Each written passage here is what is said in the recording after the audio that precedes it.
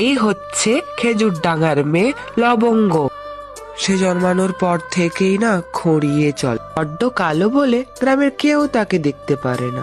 কিন্তু ঠাকুরের কাছে সে প্রার্থনা করে কবে ভগবান তার দিকে মুখ তুলে চায়। খোঁড়া আর কালো হলে কি হবে, সে ভারী বুদ্ধিমতী মেয়ে।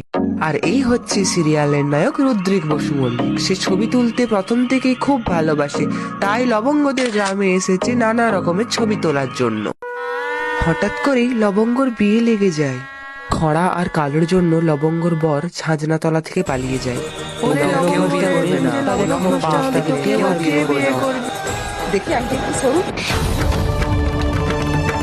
সিঁদুর যে আকাশে উড়ে গেল, এ কি লবঙ্গর মাথায় যে সিঁদুর পড়ে গেল।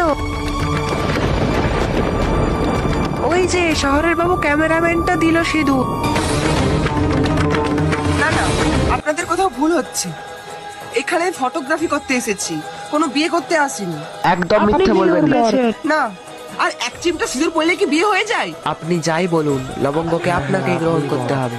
অনেক ঝামেলা পেরিয়ে লবঙ্গ একাই আসে তার শ্বশুর বাড়ি। দাঁড়াও,